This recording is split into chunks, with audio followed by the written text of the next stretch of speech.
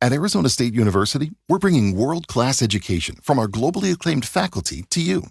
Earn your degree from the nation's most innovative university. Online. That's a degree better. Learn more at asuonline.asu.edu. Welcome to the Deep Dive. Today we're asking a question that feels incredibly modern, but it's actually almost 2 centuries old. Right. Why does work, the thing we spend most of our lives doing, so often feel like just a chain of obligation? It's that feeling of alienation. Exactly. Karl Marx was writing about the alienation of labor way back in 1844. And, as our jobs get more complex, more digital, you feel more and more distant from the final result. It's still a huge problem. It is. And for decades, organizations have basically tried to solve it with one tool, the agency problem framework. Okay, break that down for us. The basic assumption is that effort is costly for an employee. It's something you have to be pushed to do. So the company, the principal, has to motivate you, the agent, with things like money or, really strict oversight. A carrot and a stick? A very expensive carrot and stick. But what if that whole assumption, that effort is inherently a burden? Yeah. What if it's just incomplete? And that's the radical idea we're getting into today. It comes from a massive, and I mean massive, randomized controlled trial. A huge multinational company ran this across 14 different countries. With nearly 3,000 white-collar workers. And the goal wasn't to push them harder.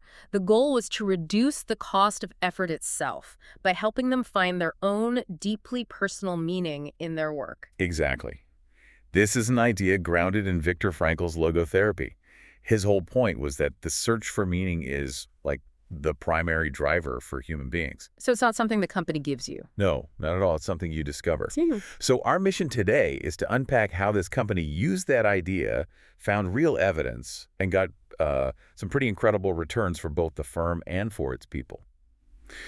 Okay, so first, we have to draw a really clear line between two things that always get confused in the business world. Purpose and mission. Purpose and mission. They sound similar, but they're completely different. First, you have corporate purpose, or the mission. That's a top-down goal. Think, we're going to reduce carbon emissions. And the research shows that works, right? People will take less pay to work for a company with a strong mission they believe in. They will.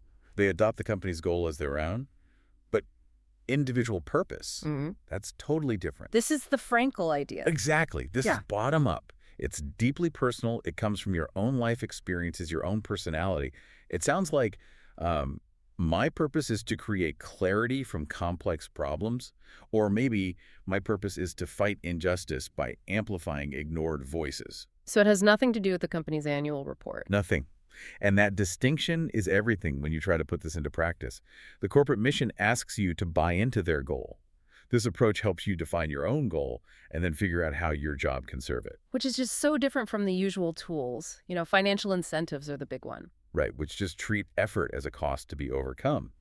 And the data is pretty clear. They mostly just reward the people who are already at the top. And even those more progressive ideas like meaningful task design. Even those are about showing you your external impact, like your data analysis helps cure cancer, which is great. But it's still not about what's going on inside you. It's not about your internal drivers. And when there's a mismatch between that internal driver and the external work, the study calls that a meaning penalty. Yeah, and it's a real financial cost. If your role has low meaning, the company has to pay you a lot more to keep you. That cost, that penalty for misalignment, is baked right into the salary. It's a huge incentive to actually fix the problem. Okay, so that cost is the problem they're trying to solve.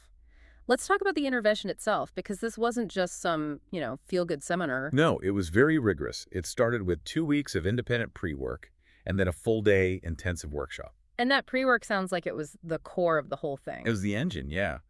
It was structured around 4 themes to get people thinking way outside their job description.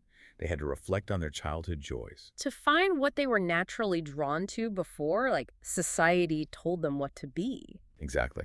Then they looked at crucible moments, major challenges, to see where they found strength.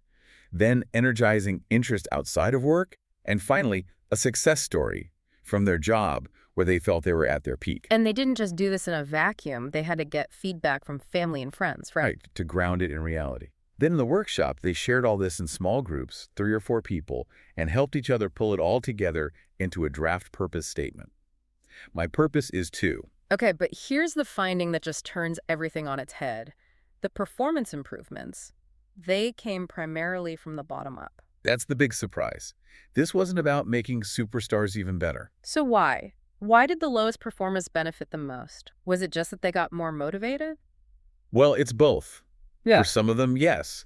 They found a way to connect their new purpose to their current job, and that just, reduced the friction, the cost of effort. Yeah. Their output went up. But for others, it was a different story.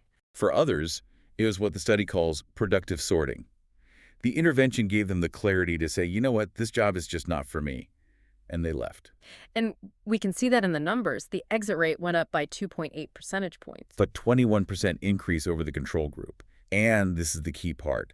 The people who left were overwhelmingly those performing below expectations. So the company wasn't losing its best people. It was helping misaligned people find a better path. Exactly. Yeah. But you can only do that if you have real psychological safety. The organization has to truly believe that someone leaving for a better fit is a win. It's a success story, not an act of disloyalty. And when you pull back, you see this is all about creating value, not just moving it around. Let's look at the money-meaning trade-off. Right. This is where you can almost see it on a graph. Before the program, it was a steep curve. If you wanted high pay, you often had to accept low meaning, and vice versa. You had to trade one for the other. After the intervention, that entire curve shifted outward. Meaning what, exactly? Meaning people started to get both. They reported higher meaning in their jobs, and they earned higher pay, usually through better performance bonuses. It wasn't a trade-off anymore. It was value creation for everyone. The return for the company was huge. I saw estimates of an internal rate of return up to 72%. It's an incredibly profitable thing to do. But the value wasn't just financial. And this is where it gets really interesting. It also challenged these deep socialized constraints. Take the gender gap, for example. What did the data show there? Before the intervention, you saw very traditional splits.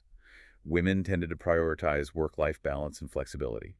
Men prioritized prestige and income. Standard corporate stuff. Pretty standard.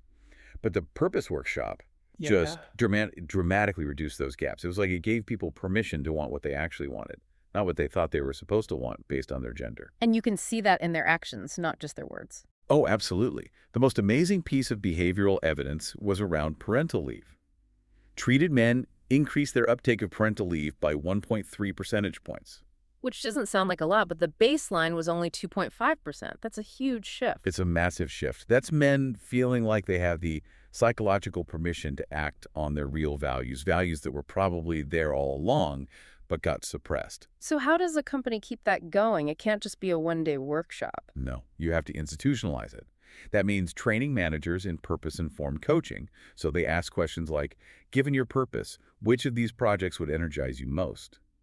And it means supporting job crafting, where employees can literally reshape their own roles. Okay, so let's get practical. For any organization listening thinking of trying this, what were the big lessons on implementation?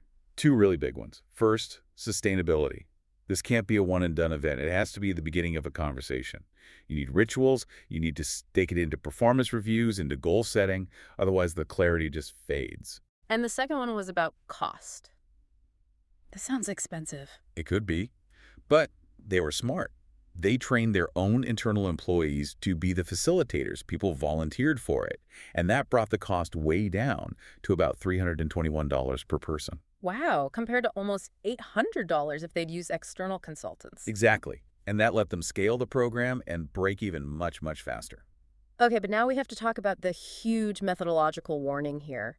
The thing that could lead a company to completely misinterpret the results. Yes, selection bias. This is so important. Explain that. If they hadn't used a randomized trial, what would they have seen? If they had just offered this program and watched who signed up, the data would have told them the complete opposite story. The people who volunteer for something like this tend to already be your high performers. They're already engaged, and they're less likely to leave. So without the control group, they look at the data and say, oh, this is a great program for our top talent. Exactly. It helps us retain our best people. They would have completely missed the real story. Which the RCT proved. The real value, the causal impact, came from helping the struggling and misaligned employees. An observational study would have missed that, and they probably would have ended up scrapping a hugely successful program. Which just goes to show you have to track more than just productivity. You need to look at meaning, satisfaction, even things like parental leave uptake to see the whole picture. Okay. So let's bring it all home. We started with this idea of alienation, this chain of obligation. And the big shift here seems to be that you don't fix that by pushing people harder. No. You do it by enabling them to find their own internal compass and then helping them connect it to their work. It really does feel like you can just invert the whole principal-agent problem. You can. Instead of the company setting the goals and then using incentives to drag the employee along, the organization helps the employee find their own purpose first, and then better performance, better alignment, and shared value. They'll just follow as a consequence of that clarity. So the evidence is pretty clear. Misalignment is incredibly costly, and purpose is incredibly powerful. So, for you listening, here's the final thought to take with you from this deep dive. If discovering purpose can give people the psychological permission to defy decades of social and professional expectations, what subtle, unspoken constraints might you be applying to your own work that are stopping you from pursuing a purpose you might already know is there? Something to think about. thank you for diving deep with us. I earned my degree online at Arizona State University. I chose to get my degree at ASU because I knew that I'd get a quality education, they were recognized for excellence, and that I would be prepared for the workforce upon graduating. To be associated with ASU, both as a student and alum, it makes me extremely proud, and having experienced the program, I know now that I'm set up for success. Learn more at asuonline.asu.edu.